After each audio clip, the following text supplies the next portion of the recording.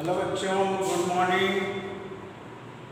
कल हमारा पहला वीडियो अपलोड हुआ था जिसमें हमने टूल्स ऑफ फिजिक्स के बारे में बताया था कि 3 चीज़ें ज़रूरी होती हैं फिजिक्स सीखने के लिए, कैलकुलस, वेक्टर और रिलेटिव। तो वेक्टर हम लोग चैप्टर बाद में पढ़ेंगे क्योंकि उसमें फिर काइनेमेटिक्स को कंटिन्यू कर देंगे। अभी सबसे जो जरूरी है आप लोगों का कैलकुलस है। कल मैं बोला भी था कि आपको मैं कैलकुलस करवाऊंगा पहले। तो कैलकुलस में जितना फिजिक्स में हमें ज़रूरत है उतना हम कैलकुलस करवाएंगे। तो 2 चीज़ों की ज़रूरत पड़ती है, डिफरेंशिएशन की और इंटीग्रेशन की। तो आज के लेक्चर में हम फोकस करेंगे डिफरेंशिएशन क्या होता है। ये 11th क्लास के बच्चों का लेक्चर है और 11th क्लास के बच्चे जब 10th से 11th में आते हैं तो डिफरेंशिएशन उनके लिए बिल्कुल एक नया चीज़ होता है। बिल्कुल ही उनके लिए कुछ उसके बारे में क्लास 10th तक बिल्कुल जानकारी नहीं होती है कि डिफरेंशिएशन क्या होता है। तो उसी चीज़ को आज हम शुरू करने जा रहे हैं, डिफरेंशिएशन। तो डिफरेंशिएशन का मतलब क्या होता है पहले ये जान जाइए। डिफरेंशिएशन का मतलब होता है, डिफरेंशिएशन क्यों करते हैं, तो इसका पर्पस होता है स्लोप पता करने के लिए या रेट ऑफ चेंज पता करने के लिए। जैसे मान लीजिए कि y is equals to X square, तो y x के साथ कैसे चेंज हो रहा है, y के चेंज होने की रेट x के रिस्पेक्ट में क्या है, तो ये dy बाई dx से निकलता है। इसको बोलते हैं हम लोग rate of change of y with respect to, with WRT में लिखूंगा तो आप समझिएगा with respect to x। Rate of change of y with respect to x, dy by dx का मतलब ये होता है। अब इसका हम लोग फिजिकल मीनिंग समझते हैं। फिजिकल मीनिंग समझने के लिए आपको पहले स्लोप जानना पड़ता है कि स्लोप क्या होता है। मैं इधर बता रहा हूँ स्लोप क्या होता है। स्लोप मतलब हिंदी में ढलान होता है। स्लोप मीन्स ढलान। आप देखे होंगे आपके घर के दरवाजे पे ऐसे बना हुआ रहता है बाइक वगैरह चढ़ाने के लिए, तो this is a slope, this is a slope. तो आप ये देखिए 2 फिगर में बना रहा हूँ, एक ये बनाया और दूसरा फिगर में ये बना रहा हूँ। ये एंगल मान लीजिए कि 30 डिग्री है और ये एंगल 60 डिग्री है।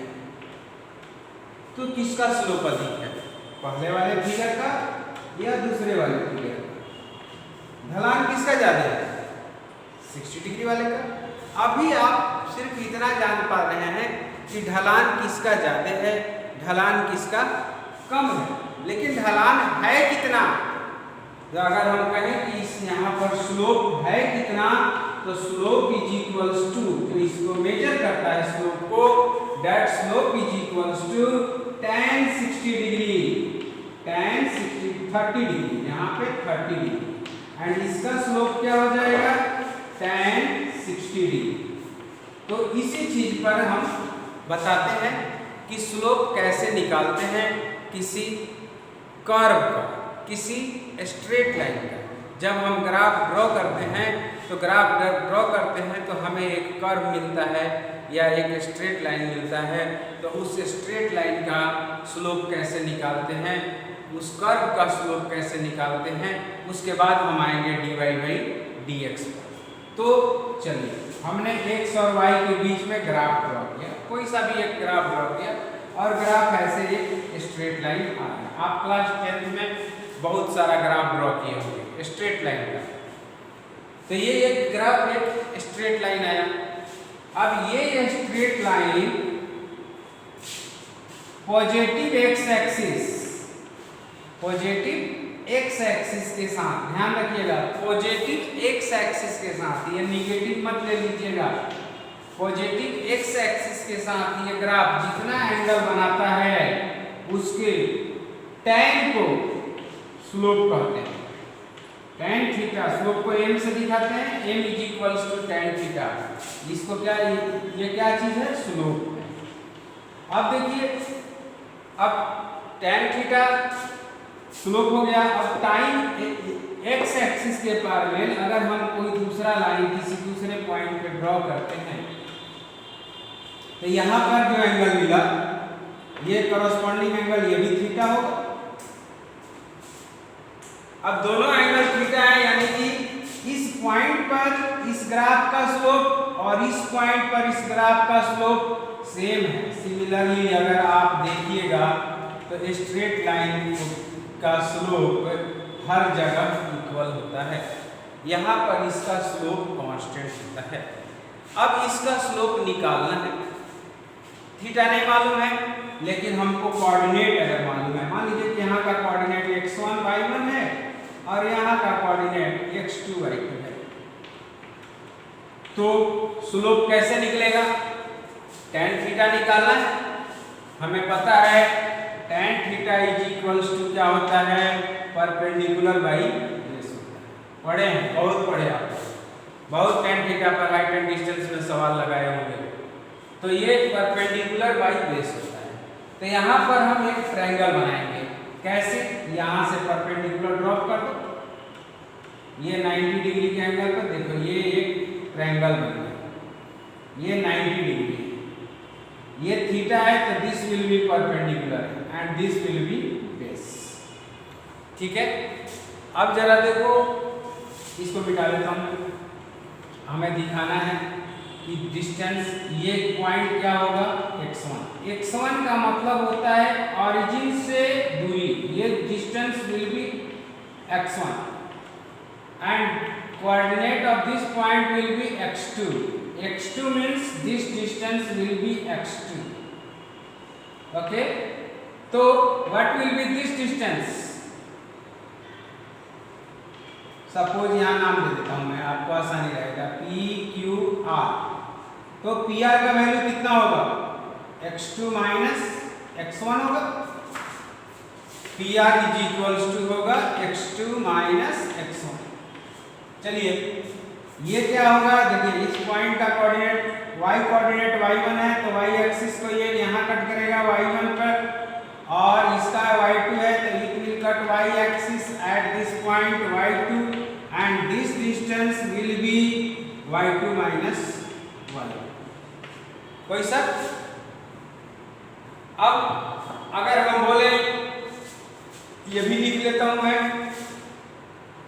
QR कितना होगा, QR will be equal to y2 minus y।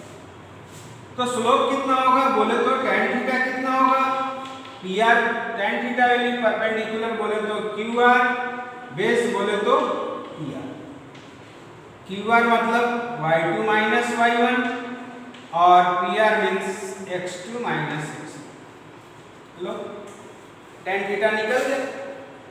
अब y2 माइनस y1 को हम ये भी लिख सकते हैं change in y coordinate, upon x2 minus x1 को लिख सकते हैं चेंज इन x कोऑर्डिनेट। तो tan theta will be equal to delta y by delta x। Clear? ये किसके लिए है, एक स्ट्रेट लाइन। तो स्ट्रेट लाइन का स्लोप निकालना आप जान लीजिए, यहाँ से स्लोप का एक्चुअल वैल्यू मिलता है। अब आपको कंपेयर करने की जरूरत नहीं है कि स्लोप अधिक है कि स्लोप कम है। अब आप एग्जैक्टली बता सकते हैं कि स्लोप कितना है। क्लियर? चलिए, अब हम किसी स्लोप को निकालते हैं for a curved line. Polynomial पढ़ा है आपने, तो पॉलिनोमियल में आपने पढ़ा था कि अगर क्वाड्रेटिक पॉलिनोमियल है, क्यूबिक पॉलिनोमियल है, तो उसका ग्राफ एक कर्व्ड लाइन आता है और एक्स एक्सिस को उतने ही जगह कट करता है जितनी उसकी डिग्री होती है। जैसे क्वाड्रेटिक पॉलिनोमियल 2 जगह कट करेगा, क्यूबिक पॉलिनोमियल 3 जगह कट करेगा, बाई क्वाड्रेटिक 4 जगह कट करेगा। कुल मिला जुला करके हमें क्या करना है, कि अगर कोई ऐसा एक्सप्रेशन है जैसे ये y = x² है, अब इसका अगर आप ग्राफ ड्रॉ करेंगे तो graph will be a curve line. ऐसा ही मैं जनरल ले लेता हूँ, y = x² का ग्राफ मैं नहीं ले रहा हूँ, मैंने कोई एक कर्व ले लिया जिसका कि ग्राफ इस टाइप से आया हुआ है। अब इसमें क्या होगा, स्लोप। तो इसमें आप देखें, इसमें स्लोप निकालने के लिए क्या किया जाता है, स्लोप नहीं निकलता है, स्लोप ऑफ टेंजेंट निकलता है, स्लोप ऑफ टेंजेंट निकलता है। क्यों? क्योंकि किसी भी पॉइंट का स्लोप निकालना है, इस पॉइंट पर स्लोप निकालना है तो यहाँ क्या करेंगे, आप एक टेंजेंट ड्रॉ करेंगे। अब ये टेंजेंट एक्स एक्सिस के साथ जो एंगल बनाएगा उस एंगल का स्लोप, उस एंगल का tan यहाँ पर ये मान लीजिए कि दिस पॉइंट इज P, तो P का स्लोप क्या होगा, P का स्लोप ऐसे लिख देता हूँ m ऑफ P, मतलब slope of point P, the slope of curve at point P will be equal to tan। अब एक दूसरा पॉइंट यहाँ जरा कंसीडर करो, दिस वन इज Q, यहाँ स्लोप निकालना है तो यहाँ पर टेंजेंट ड्रॉ करेंगे।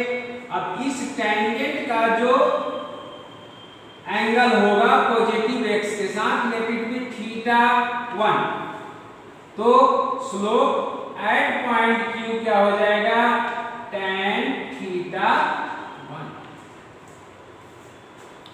tan θ1।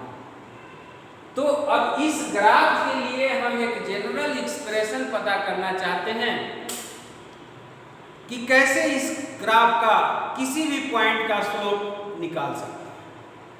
तो उसके लिए हम क्या कर रहे हैं, अब हमें निकालना होता, अगर ये स्ट्रेट लाइन होता तो यहाँ का कोऑर्डिनेट, यहाँ का कोऑर्डिनेट जैसे ये पता है वैसे पता है, माइनस कर देते और डिवाइड कर देते। लेकिन इसको करने में क्या दिक्कत आ रही है, देखिए ये एक स्ट्रेट लाइन नहीं है, और जब आप tan थीटा पढ़े, ट्रिगोनोमेट्री पढ़े, तो वो एक ट्रायंगल के लिए था, ट्रायंगल का साइड एक स्ट्रेट लाइन होता है, तब इसको हमको स्ट्रेट लाइन बनाना पड़ेगा। स्ट्रेट लाइन कैसे बनेगा, स्ट्रेट लाइन बनाने के लिए P और Q को क्लोजर लाते हैं, क्लोजर लाते हैं, क्लोजर लाते हैं। कितना क्लोजर, इतना क्लोजर कि लगभग P और Q कॉन्साइड कर जाए, यानी P Q के ऊपर या Q P के ऊपर कॉन्साइड कर जाए, लगभग कॉन्साइड कर जाए, एग्जैक्टली कॉन्साइड ना करें। तो इसके लिए क्या करते हैं, चलिए अगर अभी आप देखें तो अभी इसका यहां से यहां तक ये देखिए, ये डेल्टा y बन रहा है, ये डेल्टा y बन रहा है, ये डेल्टा x बन रहा है। अब क्या कर रहे हैं, हम पॉइंट्स को क्लोजर ला रहे हैं। मान लीजिए कि P point is now here, तो क्या हो रहा है, देखिए ये डेल्टा y रह गया और ये डेल्टा x हो गया, यानी डेल्टा y छोटा हो रहा है तो डेल्टा x भी छोटा हो रहा है। अब जब P लगभग Q पर पहुंच जाएगा, यानी P is here and Q is here, तब ये डेल्टा y टेंड्स टू 0।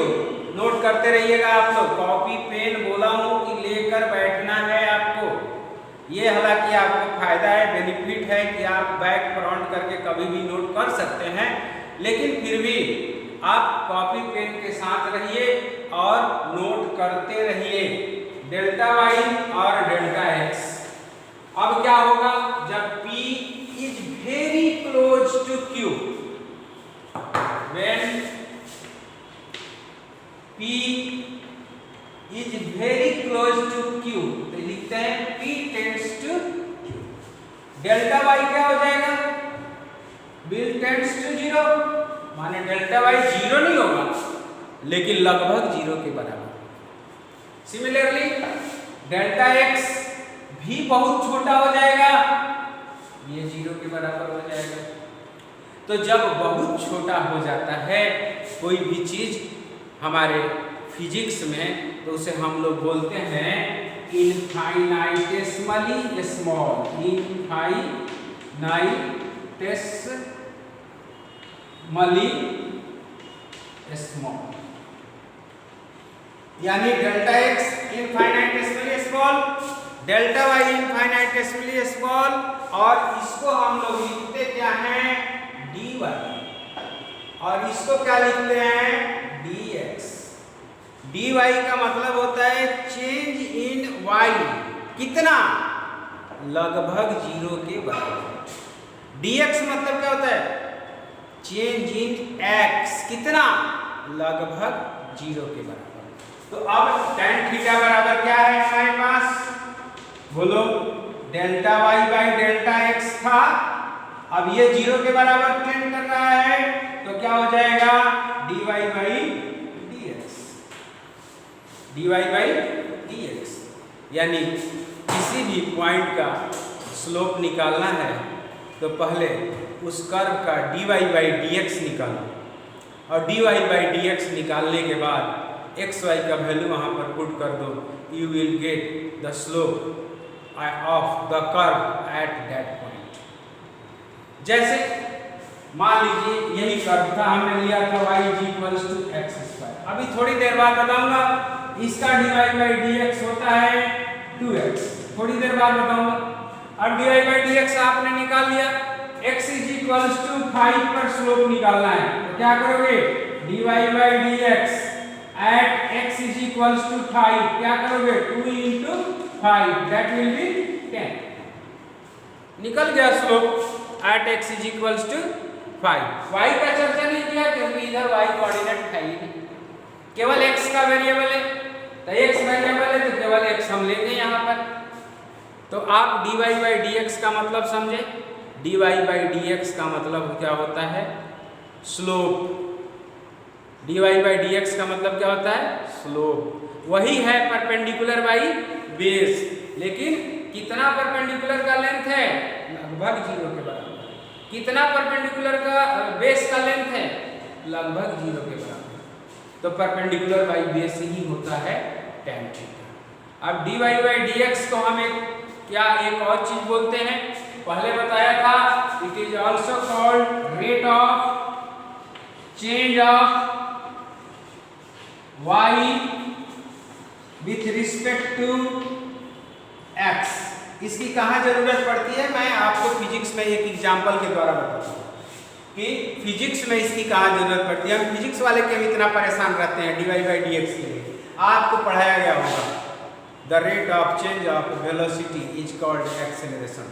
तो rate of change of velocity, तो एक्सेलरेशन बराबर मैं लिख रहा हूँ, आप देखिए इसको नोट कर लिए होंगे आप लोग, इसको मैं मिटा देता हूँ। Rate of change of velocity is called acceleration. तो rate of change of velocity को कैसे लिखेंगे, d by d t, with respect to time होता है, तो d v by d t. अब बताओ डिफरेंशिएट करना नहीं जानोगे तो एक्सेलरेशन कैसे निकालोगे, इसलिए डिफरेंशिएशन जानना जरूरी है। मान लो इसी तरह से आप पढ़ते हैं पावर, क्या होता है power, rate of doing work is called power. तो क्या लिखोगे, D W by d T. अभी तक क्या करते थे तुम, डब्ल्यू बाई टी कर देते थे, अब क्या करोगे, D W by d T, क्योंकि वर्क वेरिएबल होगा, यहाँ पर वेलोसिटी वेरिएबल होगा।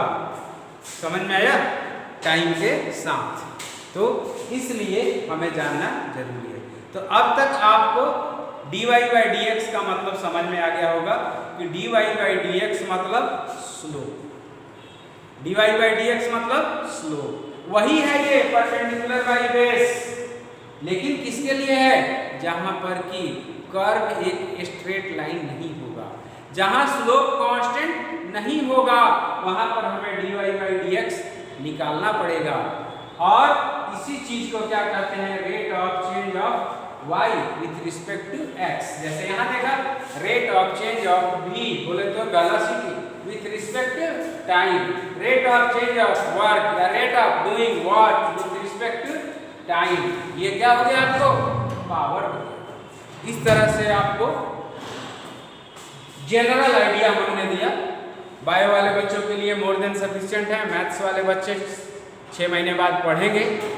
मैथ वाले सर आपको बहुत अच्छा से पढ़ाएंगे डिफरेंशिएशन, ठीक है, पूरा एक किताब है डिफरेंशिएशन का, उतनी गहराई में हमें नहीं जाना है, हम जितना हमको ज़रूरत थी हम उतना बताए हैं।